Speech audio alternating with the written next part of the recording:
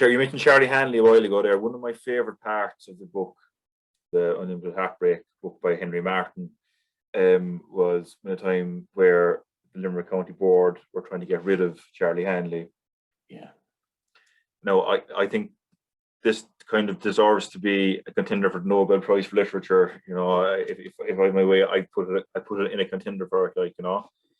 But so this would have been late 1995, I think, and this was Charlie Hanley. You've a lot of time for as an administrator, like you've a lot of respect for. So the story I'm just going to read out here is just the event where they unsuccessfully tried to oust Charlie Hanley from your management team or your management setup.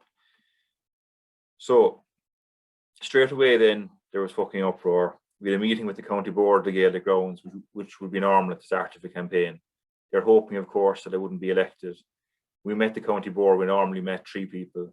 We arrived anyway. It was Barney Savage's first outing, new selector. I always remember him inside. Brendan Danaher was the chairman with a big green tie on him at the end of the table. There were 12 of them there, the whole lot of them, instead of just the 3. It was like the fucking Russian Politburo. It was very intimidating, especially after 2 years of hassle.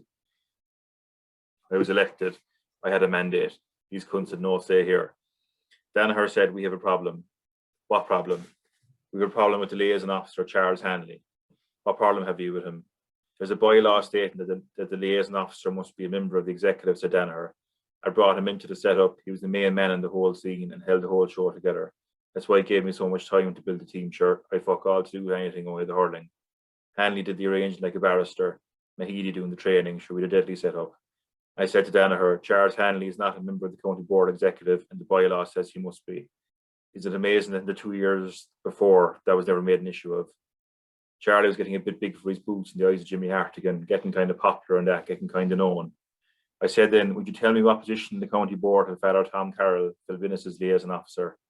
I'd be quick to think at my feet, which is just as well, because I didn't expect this. Who would? Danaher was caught for words. He didn't know what he was talking about, didn't know if Father Tom Carroll or anything. He looked around him for answers. I said, what position of Father Tom Carroll? This is a very straightforward question, and the circumstances very relevant. There's no answer forthcoming, so I directed my response to Danaher because he was the spokesman. My dear man, I said, whatever game you were at, you're taking the character of one of the best and one of the most efficient officials in the country. A man that has gained immense respect. People are very happy with him. He's respect up and down the country. You or any of you cunts around this table will not get rid of Charlie Hanley. At whatever game you're at, you better cough up. There was silence for about 10 minutes because Danaher didn't know what to say. What they were hoping was that if they got rid of Charlie Hanley, I would have gone too.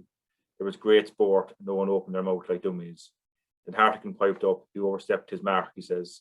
And I said, so you are the gentleman that has a problem with Charles Hanley, but you're a bit short in your position. How, where, and when did he overstep the mark? Also, see, I came in here tonight prepared to resign. I replied, I couldn't give one fuck what you do. It's all the one to me if you resign or not. This is about a man's character. Has this man robbed money, misappropriated funds, or broken rules? Come up with the answers. Don't mind resigning. That's not an answer at all. At that stage, Hartigan jumped up and said, I'm resigning, and packed all his accoutrements into a fucking bag and off he went. Off with you, said I. About 7 went with him, Rory Kiley, Eddie Wade, Dan Hickey, and a few more. Danaher stayed. He was stuck to the seat and couldn't move. He was nearly ready to have a heart attack. John Octon didn't run out to any door either. He stood his ground. I think there were 4 or 5 of them left. The pudding, PSRE, and stayed as well. So we had the resignation, the county secretary in the middle of the whole thing, and that was the next bus stop where any ball at all was booked, nothing to do with hurling. It was a fucking terror, a big bus stop before anything at all happened in the field. This was on a Monday night, and a full county board meeting was due to be held the following night. I'll be at the county board meeting tomorrow night, I said, and I won't give one fuck about you. We will see about this thing, because you won't fucking get rid of Charlie Hanley. There's murder anyway about Hartigan, and there was meetings and rows and fighting, and fuck, it was a terror, and it was going on for about a month. Until Hartigan climbed down again and brought himself back like a bowel child. I'll tell you something, Charlie Hanley wasn't got rid of though. What is the fact? So wasn't that some start to the campaign in 96? Yeah. You know, I mean, it was unbelievable. Like, you know, the language, I suppose, was choice, and maybe shouldn't have been yours, but you know. Sure, it's industrial. It's what we all use, like, you know. You know, and people wouldn't believe that. You couldn't make it up. There could be film made about it. You had the right answer anyway, I suppose. And what that kind of showed to me was that you had someone's back. Oh yeah. You'd back them up. You'd record your convictions to back them up 100%. Like, you know. Well, that'd be my makeup anyway. I wouldn't be I wouldn't be cowed down by anybody, by any big autism, like, or anything like that.